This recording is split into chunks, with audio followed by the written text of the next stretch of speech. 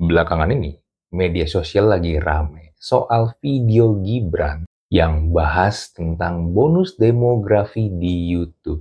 Dengan gaya kalem dan narasi optimis, di situ dia bilang, kita tuh lagi di momen emas.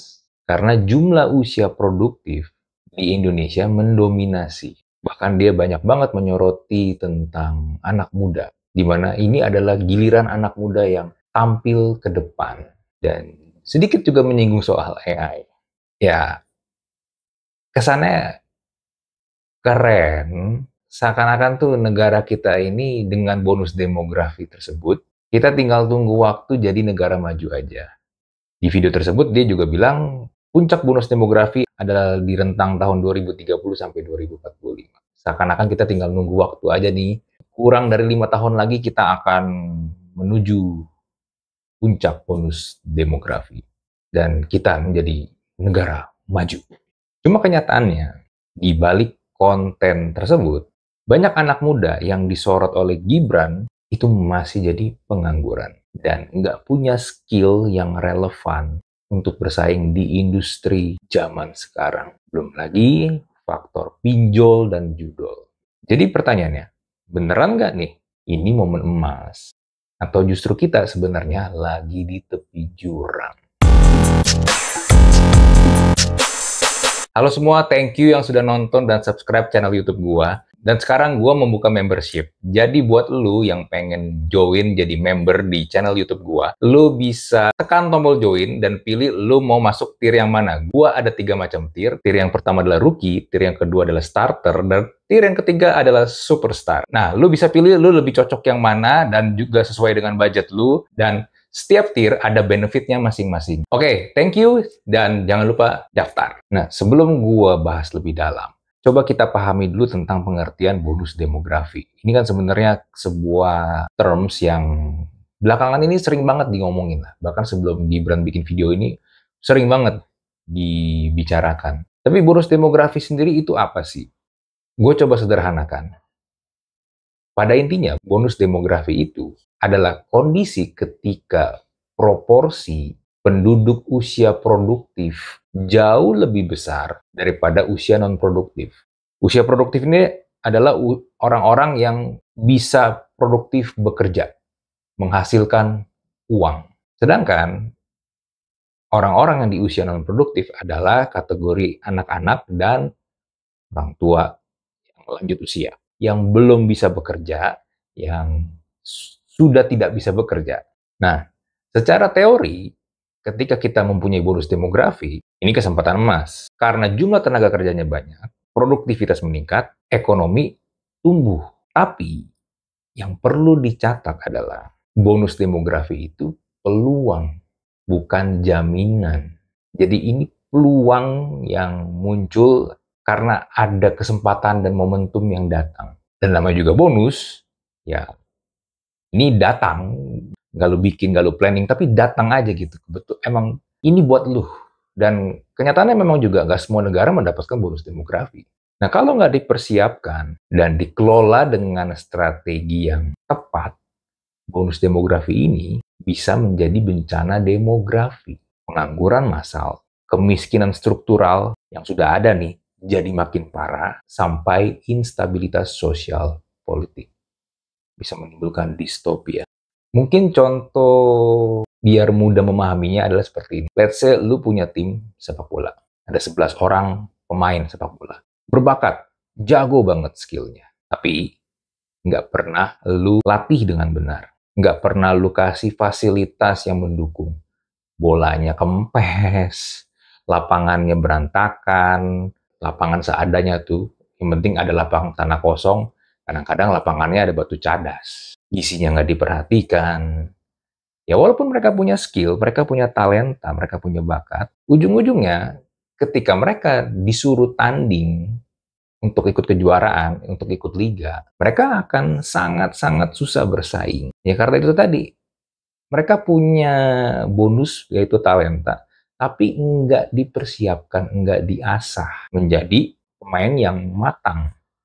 Nah, hal ini juga yang terjadi kalau bonus demografi gagal dipersiapkan dengan matang. Seperti yang gue bilang tadi, Indonesia bukan satu-satunya negara yang pernah mengalami bonus demografi. Brasil dan Afrika Selatan pernah mengalami bonus demografi.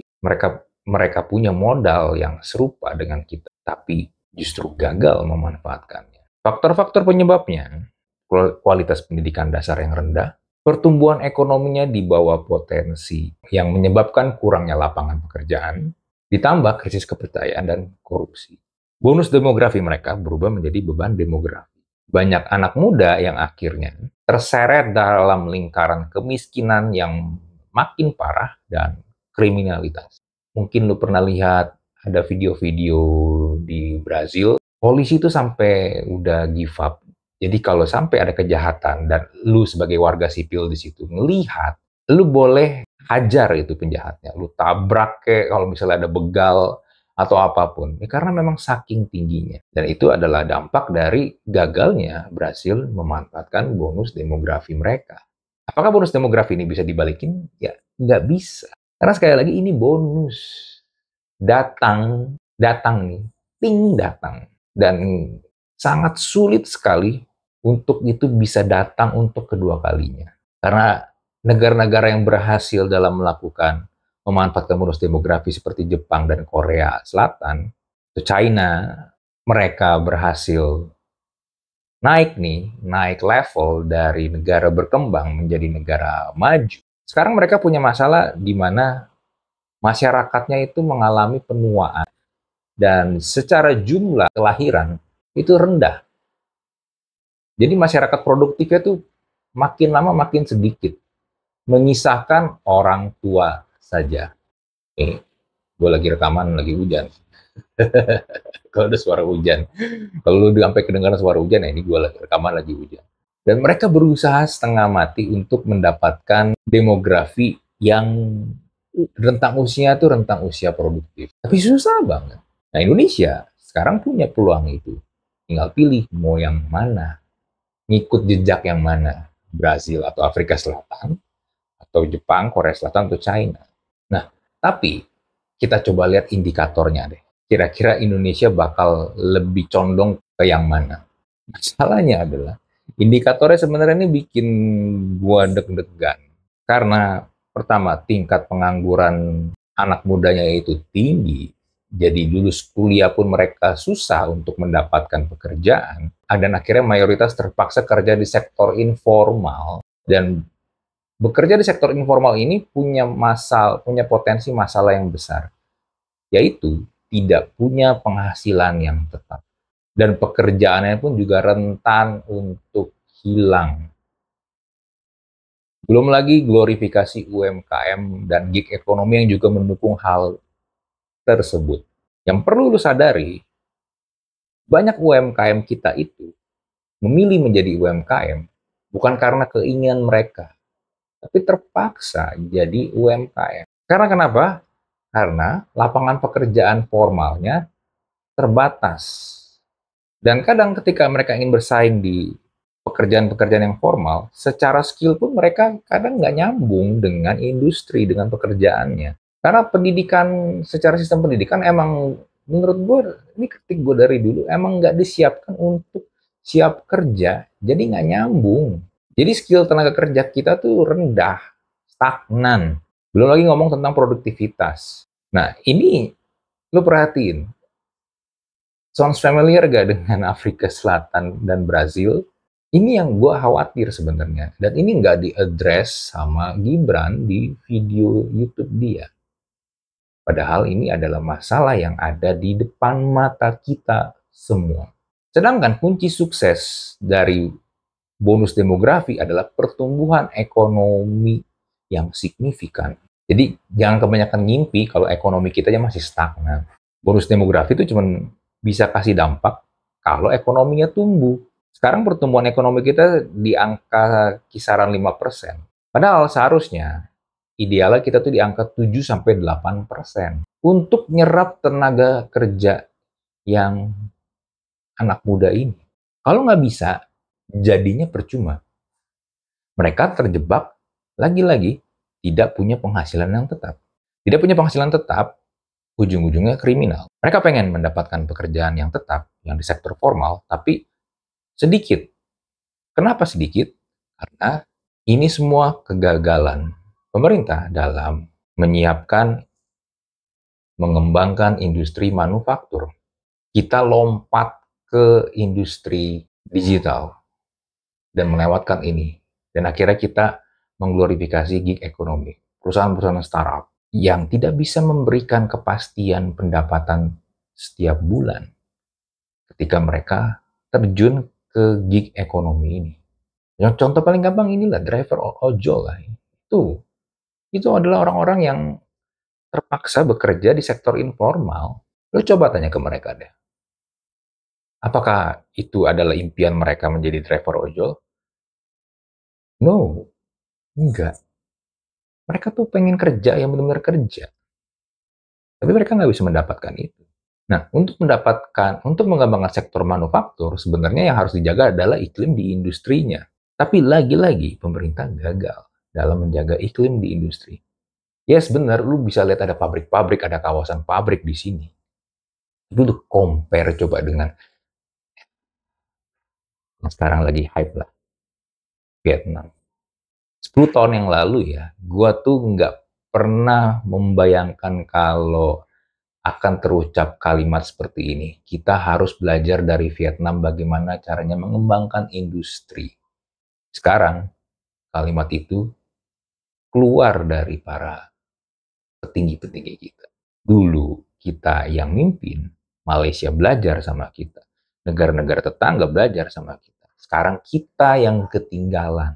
Malah kita yang harus ngomong belajar sama mereka. Padahal kita duluan sebenarnya jalan di depan.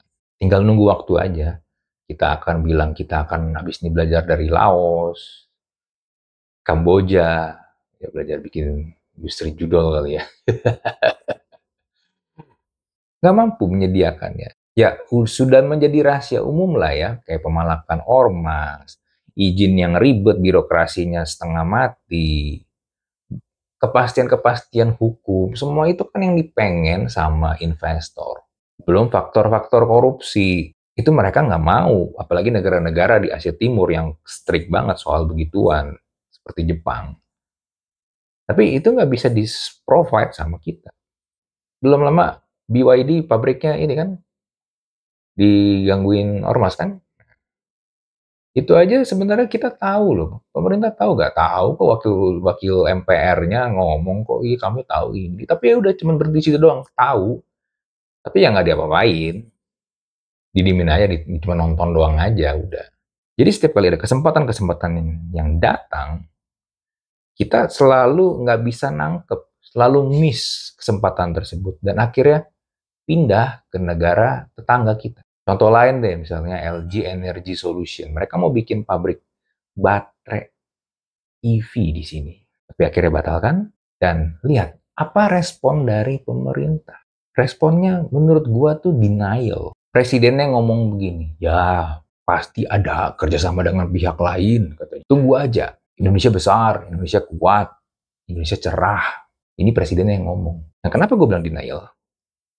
Karena mereka seakan-akan melupakan fakta kalau Indonesia itu bukan satu-satunya negara tujuan para investor untuk berinvestasi. Bahkan bukan top of mind. Udah beberapa kali kejadian kan? Apple lah, Nvidia lah. Ya mungkin ada taruh duit dikit, tapi compare sama negara tetangga jauh banget jumlahnya. Nah, ketika kita nggak bisa mendapatkan capital yang besar, bahkan kita belum punya kapasitas untuk menciptakan capital yang besar untuk sendiri, kita memang butuh dari negara lain, butuh dari pihak lain. Ini kan ibarat lu punya pendapatan, let's say UMR Jakarta 5 juta, tapi sebenarnya kebutuhan lu sehari-hari lebih dari itu. Makanya lu kan butuh uang dari pihak lain untuk bisa menutupi biaya tersebut. Dan lu belum mampu nih untuk lebih mendapatkan pendapatan yang lebih dari 5 juta. That's what happened di Indonesia. Nah, tapi ya kesempatan-kesempatan tersebut sering banget luput akhirnya. Dan lagi-lagi ini nggak di-highlight sama Gibran di video dia tentang bonus demografi.